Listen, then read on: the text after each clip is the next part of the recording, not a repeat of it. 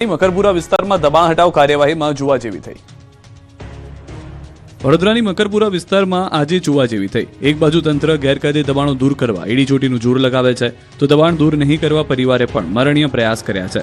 મકરપુરા વિસ્તારમાં દબાણ શાખાની કામગીરી દરમિયાનની ઘટના બની। મકરપુરા ડેપો પાસે પાલિકાની દબાણ શાખા દબાણ દૂર કરવાની કામગીરી માટે ગઈ હતી। સ્થાનિક રહીશો દ્વારા દબાણવાળી જગ્યાએ વર્ષોથી રહેતા હોવાની રજૂઆત કરવામાં આવી।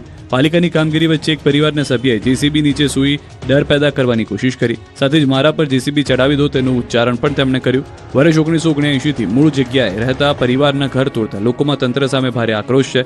પાલિકાએ નોટિસ આપ્યા બાદ હાલ આ મામલો કોર્ટમાં વિચારાધીન હોવા છતાં પાલિકાએ મનમાની કરી હોવાનો આક્ષેપ છે।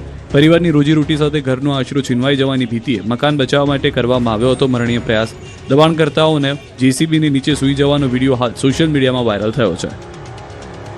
જંગલમાં બે રાજા વચ્ચેથી અસ્તિત્વની લડાઈ, પ્રવાસીઓ થયા સ્તબ્ધ। એશિયાટિક સિંહોનું એકમાત્ર નિવાસ સ્થાન એટલે આપણું ગીર। ગીરના જંગલ વિસ્તારમાં સફારી દરમિયાન પ્રવાસીઓની પ્રકૃતિનો એક એવો નજારો જોવા મળ્યો જે જોઈને શ્વાસ અદ્ધર થઈ ગયા હતા। જંગલના રાજા ગણાતા બે શક્તિશાળી સિંહો વચ્ચે ઇનફાઇટના દ્રશ્યો તેમના કેમેરામાં કેદ થયા। ગીરના જંગલોમાં સિંહો પોતાના વિસ્તાર બાબતે ખૂબ જ સંવેદનશીલ હોય છે। આ લડાઈ પાછળનું મુખ્ય કારણ કદાચ આધિપત્ય મેળવવાની જિજ્ઞાસા હોઈ શકે, કારણ કે વિડીયોમાં જોઈ શકાય છે તેમ બંને સિંહો એકબીજા પર ભારે આક્રમક રીતે તૂટી પડ્યા હતા। સિંહોની ગર્જના અને પંજાના પ્રહારથી આખું જંગલ ગુંજી ઉઠ્યું હતું। લાંબી ખેંચતાણ અને શક્તિ પ્રદર્શનના અંતે એક સિંહને હાર સ્વીકારી મેદાન છોડીને ભાગવું પડ્યું। સફારી પાર્કમાં જઈ રહેલા પ્રવાસીઓના કાફલા સામે જ જ્યારે આ દ્રશ્યો સર્જાયા ત્યારે લોકો સ્તબ્ધ થઈ ગયા। પ્રવાસીઓએ આ અદ્ભુત નજારો પોતાના કેમેરામાં કેદ કર્યો।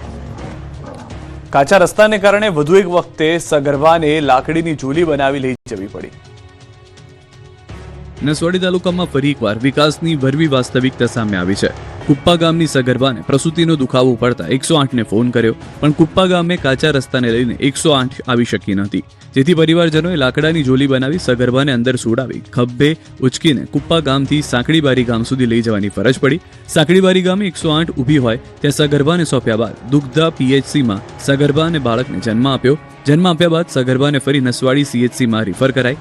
આઝાદીના વર્ષો વીતે હજુ કુપ્પાથી સાંકળબોરીનો કાચો રસ્તો સરકારે બનાવ્યો નથી। નસવાડી પંચાયત આરએનબી 13 કરોડનો કાચો રસ્તો પાક્કો બનાવવા દરખાસ્ત કરી છે। સરકાર રસ્તો મંજૂર કર્યા બાદ નવો બને તેમ નસવાડી પંચાયત આરએનબીમાંથી જાણવા મળ્યું છે।